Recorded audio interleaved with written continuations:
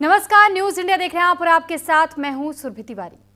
बलिया एक बार फिर बाढ़ की चपेट में है, लेकिन इस बार हालात कुछ अलग है। इस बार बलिया में बाढ़ तब आई है जब सरकार ने इलाके में तटबंधों का निर्माण कराया था, जिससे लोगों को उम्मीद थी कि बाढ़ से राहत मिलेगी। लेकिन तटबंधों के बावजूद गंगा और घाघरा नदियों का रौद्र रूप देखकर लोग हैरान हैं। प्रशासन राहत और बचाव कार्य में जुटा हुआ है, लेकिन सवाल ये उठ रहा है कि तटबंध बनने के बावजूद पानी कैसे घुसा? क्या निर्माण में कोई खामी रह गई, या फिर प्राकृतिक आपदा की तीव्रता इतनी ज्यादा है कि सारी तैयारियां नाकाम हो गई? ये रिपोर्ट देखिए।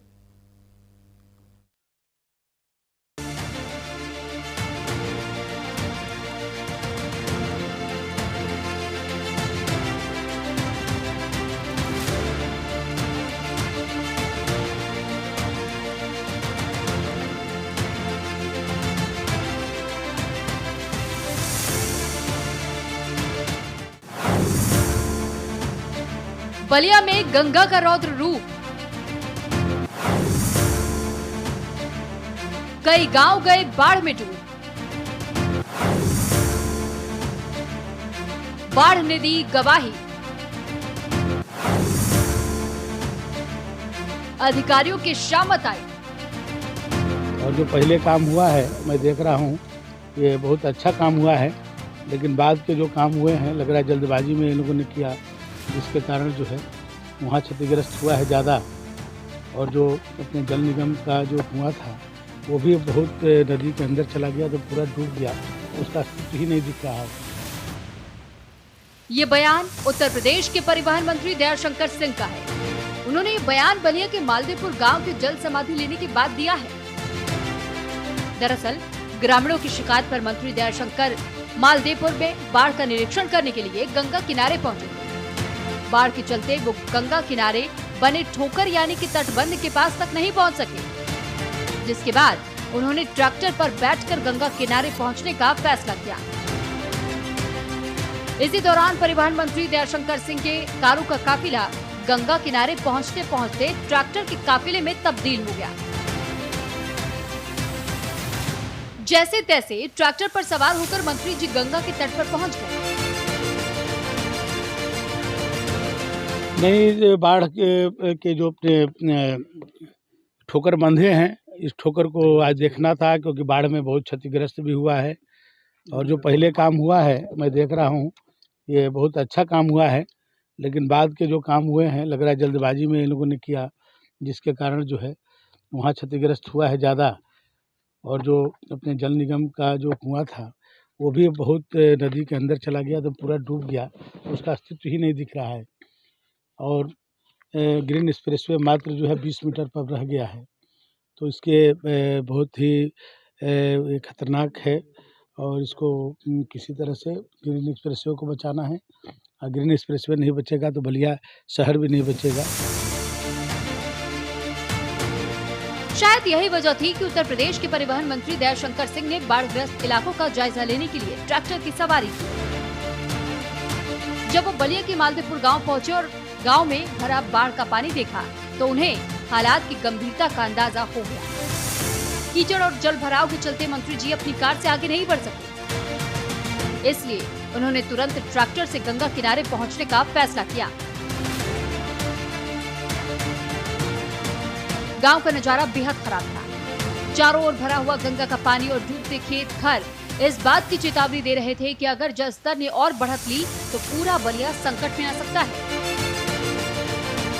दरअसल गंगा और घाघरा नदियों का जलस्तर लगातार बढ़ता जा रहा है, जिससे तटवर्ती इलाकों में बाढ़ का पानी भर गया है।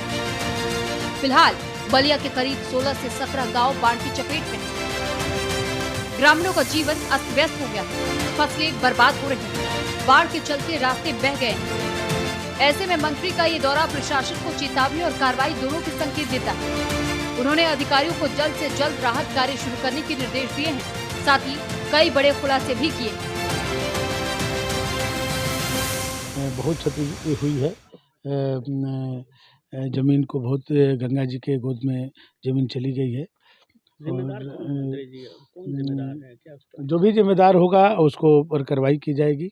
और हम देख रहे हैं जो पिछली बार जितने हुआ था वो बहुत ही सुरक्षित है और वहाँ पर कोई कटान नहीं हुआ है। लेकिन जो नया कार्य हुआ है वहाँ पर कटान हुआ है, उसमें इन लोगों ने एस्टीमेट में कुछ जो है कमी किया है, उसकी पूरी जांच कराई जाएगी और फिर से इसको जो है सुदृढ़ कराया जाए। देखिए उस समय मंत्री जी आए थे तो काम सही दिखा, लेकिन जब बाढ़ आई है, बाढ़ आने के बाद कुछ जगहों पर कटान हुआ है, इसकी जांच कराई जाएगी। परिवहन मंत्री दयाशंकर सिंह का मालदेपुर गांव का ये दौरा सिर्फ बाढ़ प्रभावित इलाकों का निरीक्षण नहीं था, बल्कि ये उन अधिकारियों और जिम्मेदारों के लिए एक कड़ी चेतावनी थी जिनकी लापरवाही के चलते इन गांवों को जलमग्न होना पड़ा। मंत्री जी ने खुद गंगा किनारे का मुआयना किया और हालात देखकर साफ तौर पर महसूस किया कि अगर समय रहते उचित उपाय नहीं किए गए तो बलिया जिले का अधिकांश हिस्सा बाढ़ के पानी में डूब सकता है। ये दौरा उन लोगों के लिए भी खतरे की घंटी था जिन्होंने तटबंधों की सुरक्षा और बाढ़ प्रबंध में ढिलाई बरती। मंत्री ने साफ साफ शब्दों में कह दिया कि अब किसी भी तरह की लापरवाही बर्दाश्त नहीं की जाएगी। मंत्री दयाशंकर का ये दौरा प्रशासन के लिए एक आंखें खोलने वाला संकेत बन गया है। काम तो बहुत था, लेकिन बाकी पहले का था, पिछले वर्ष का था। इस वर्ष जो है करीब यहाँ पे करीब 12 करोड़ का काम था। यहाँ पर 2 परियोजना थी, दोनों परियोजनाओं की जांच कराई जाएगी। कुछ कार्य विलीन भी हो चुकी है गंगा में, जो भी हुआ होगा। अभी तो गंगा जी पूरी हैं, अभी इस गंगा जी का पानी कम होगा तो इसकी पूरी जांच कराई जाएगी। ट्रैक्टर से निकले मंत्री जी, कितनी ट्रैक्टर? नहीं, वहाँ गाड़ी नहीं आने के वो था, यहाँ तक पानी के कारण गाड़ी नहीं आ सकती थी, तो इसलिए हम लोग ट्रैक्टर चला। कार छोड़कर ट्रैक्टर पर बैठने की बेबसी मंत्री जी के चेहरे पर साफ झलक रही थी। उनके चेहरे की शिकन और बेचैनी इस बात को बयां कर रही थी कि उनके पास कोई और विकल्प नहीं था। कार जो उनके रुतबे और ताकत का प्रतीक थी, अब एक बेकार लग्जरी साबित हो गई। ट्रैक्टर पर बैठने के दौरान उनकी हालत एक आम इंसान जैसी हो गई थी। ट्रैक्टर का पहिया घूमते हुए मंत्री जी की आंखों में चिंता और संकोच साफ दिखाई दे रहे थे। ये क्षण उनके लिए एक कड़ा आत्म-मूल्यांकन भी था, जहां उनके अंदर के संघर्ष और दुविधा के उनके चेहरे पर गहरी छाया डाली।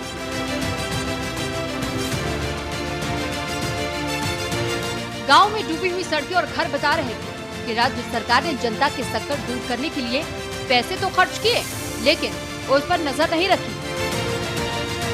पूरा प्रोजेक्ट भ्रष्ट अधिकारियों के हवाले कर दिया, जहां अधिकारियों ने ठेकेदार के साथ मिलकर पूरे प्रोजेक्ट को गंगा के पानी में डुबो दिया और गांव को फिर से सरकार के भरोसे छोड़ दिया।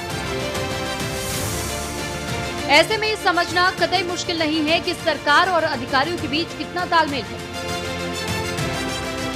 सरकार योजनाओं को हरी झंडी दिखाकर बजट देती है और अधिकारी उस प्रोजेक्ट पर खानापूर्ति कर भ्रष्टाचार की भेंट चढ़ा देते हैं। ऐसे में परिवहन मंत्री दयाशंकर का मालदीपुर दौरा सबक लेने वाला है। अगर आगे भी सरकार ने प्रोजेक्ट्स को अधिकारियों के भरोसे छोड़ा तो ये खेल इसी तरह जारी रहेगा और जनता प्रशासन के दो पार्टों के बीच यूं ही पिसती रहेगी। न्यूज इंडिया के लिए संजीव कुमार की रिपोर्ट।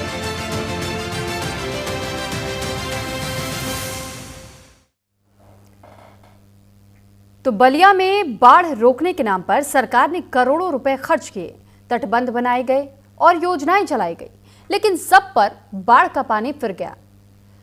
अफसरशाही और भ्रष्टाचार ने पहले ही बारिश के बाढ़ में इन कोशिशों को नाकाम करके दिखा दिया है। तटबंध बनने के बावजूद गांव जलमग्न है, लोग घर छोड़ने को मजबूर है। प्रशासनिक लापरवाही और कमिश्नर खोरी ने हालात को और ज्यादा बिगाड़ दिया है। अब जनता सवाल कर रही है कि अगर इतना खर्च हुआ तो बाढ़ क्यों नहीं रुकी। ये रिपोर्ट आपको दिखाते हैं।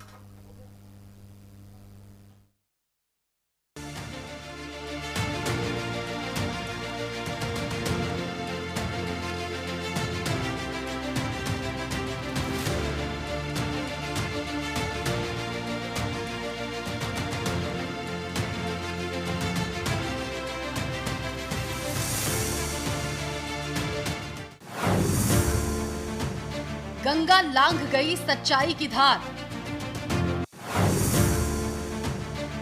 बहा ले गई सपनों का संसार।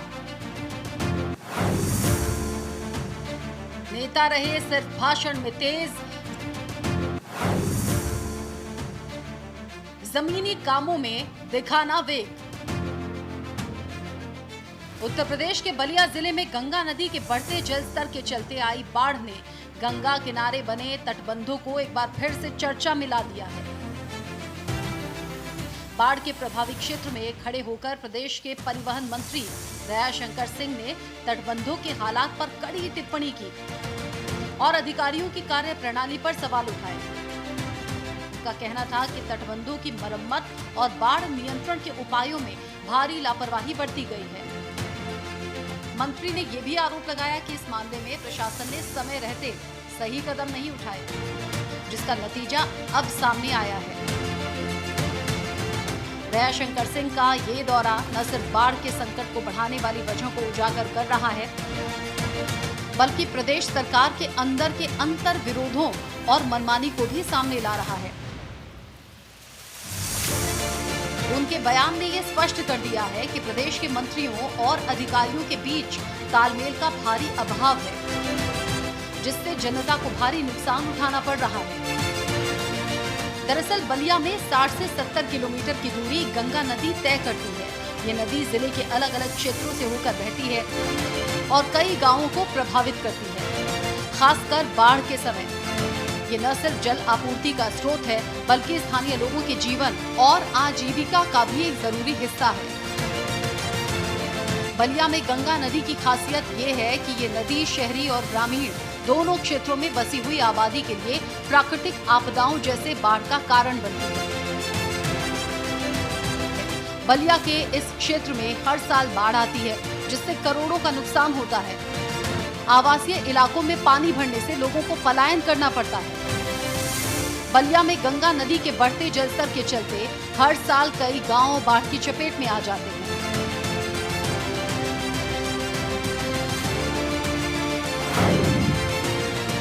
बलिया के इन गांवों में बाढ़ मालदेपुर, हैबतपुर, सिकंदरपुर, बांसडीह, गोपालपुर, चिलकहर, हरिनगर, सोनबरसा, रानी, बेलहरी, तृप्तिपुर, धनियापट्टी।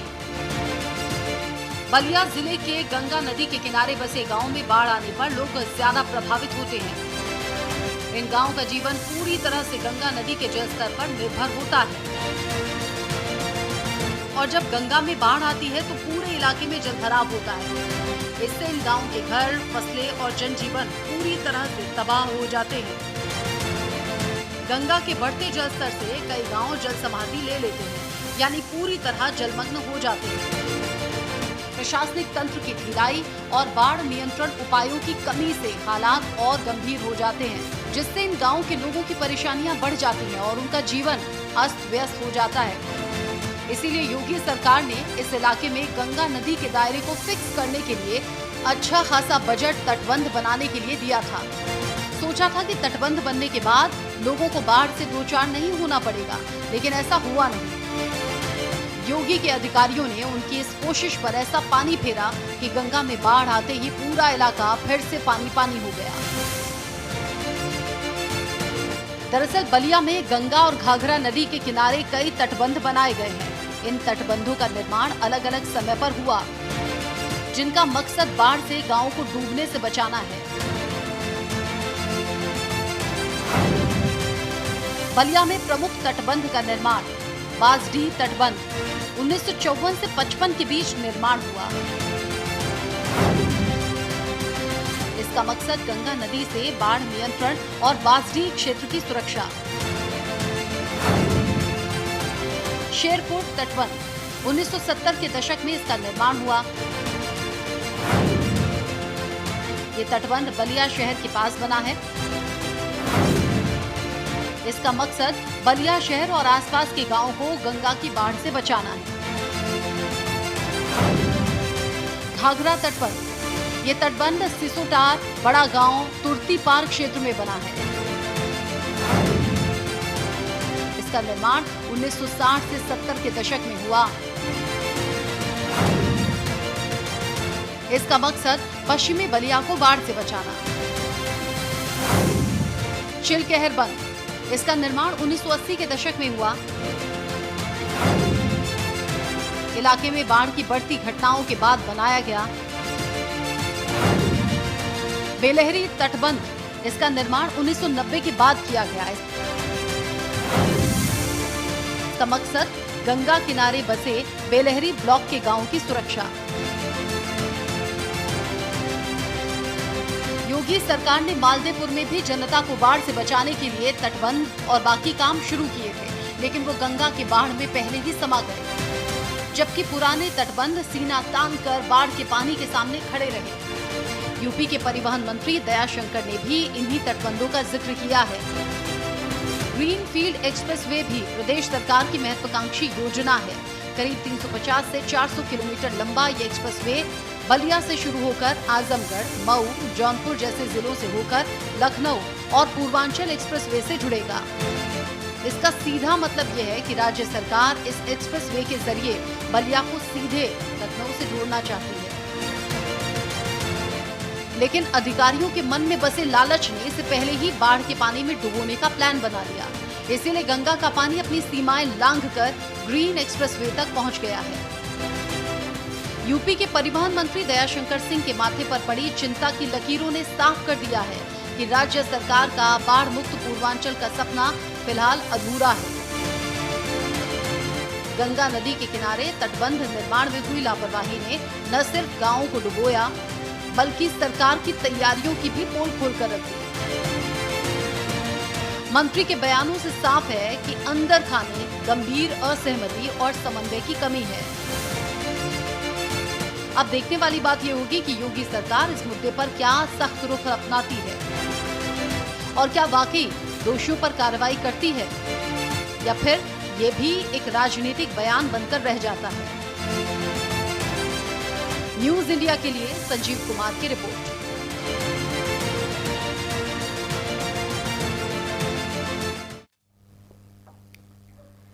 कहते हैं जब मन में लालच हो तो अच्छा इरादा भी नाकाम हो जाता है, लेकिन बलिया में आई बाढ़ इसी कड़वी सच्चाई की मिसाल है।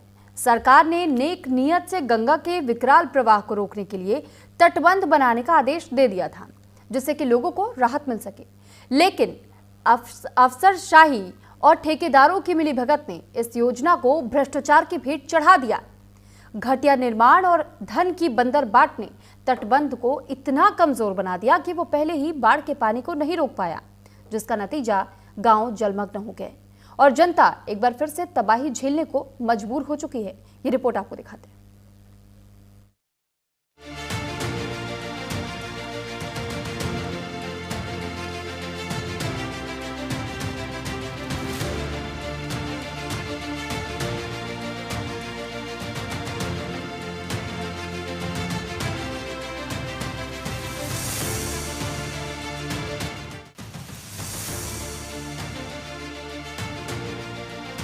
ऐसा पहली बार नहीं है जब बलिया में गंगा और घाघरा नदियों ने अपनी सीमाएं लांघकर तबाही मचाई हो। हर साल बाढ़ ऐसी तबाही लाती है कि लोग अपना सब कुछ खो बैठते हैं, घर, जमीन, फसलें और कभी कभी तो जान भी। गंगा और घाघरा का जलस्तर जैसे ही बढ़ता है, गांव जलमग्न हो जाते हैं और लोग यमराज के दर्शन करने को मजबूर हो जाते हैं। यह इलाका हर साल बाढ़ की मार झेलता है और प्रशासनिक लापरवाही के चलते हालात और भयावह हो जाते हैं। गंगा और घाघरा के किनारे बसे गांव जैसे मालदेपुर, शेरपुर, तुर्तीपार, बांसडी और दुभड़ हमेशा बाढ़ के साये में रहते हैं। बारिश के मौसम में नदियों का जलस्तर जैसे ही बढ़ता है, वैसे ही तटबंधों पर दबाव बढ़ जाता है और कई बार ये टूट जाते हैं या दरारें पड़ जाती हैं। भी इतना यहाँ कटान चल रहा था, माननीय मंत्री जी बहुत प्रयास करने पर यहाँ ठोकर बनवाए थे और अभी फिर कटान जब चालू हो गया तो हम लोगों ने मंत्री जी को सूचना दिया कि मंत्री जी यहाँ बहुत कटान है और ग्रामीणों का खेत विलीन हो रहा है गंगा जी में। तो यहाँ रास्ता न होने की वजह से भी ट्रैक्टर से भगते हुए यहाँ वो आए और माननीय मंत्री जी दयाशंकर सिंह जी और इसका निरीक्षण किया उन्होंने। ट्रैक्टर से इसलिए कि बीच में रास्ता नहीं था, पानी लगा हुआ था बाढ़ के कारण जो है, तो वो रास्ता बहुत ही कठिन था बारिश की वजह से, जिसकी वजह से उनको आना पड़ा ट्रैक्टर से जो है यहाँ पे। माननीय मंत्री जी तो इसके पूर्व मंत्री भी और ये वर्तमान मंत्री भी पूरा प्रयास किए इस क्षेत्र को कटान से रोकने के लिए और बड़ी बड़ी परियोजना भी लाए। उनके परियोजना में कई परियोजनाएं सफल भी रही, लेकिन माननीय जो यहाँ के एक्सियन हैं संजय मिश्रा जी या जो भी हैं, वो हर बार आते हैं और ग्रामीणों को एक नया प्रोजेक्ट देकर और आश्वासन दिलाते हैं कि अब कटान रुक जाएगा, और काफ़ी अनियमितता उनके द्वारा ही या उनके ठेकेदारों द्वारा बरती गई है, जिससे कि शासन को भी जो है काफ़ी शर्मिंदगी महसूस करनी पड़ रही है। इतिहास गवाह है कि 1971, 1987, 2010, 2016, 2021 और 2024 में बलिया में आई बाढ़ ने जनजीवन को पूरी तरह अस्त व्यस्त कर दिया था।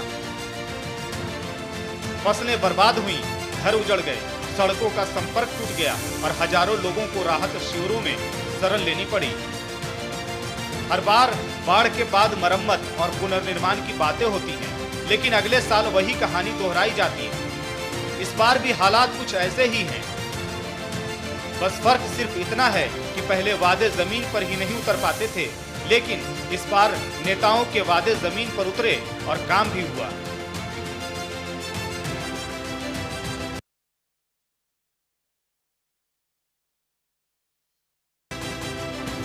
बलिया में बाढ़ की प्रमुख घटनाएं।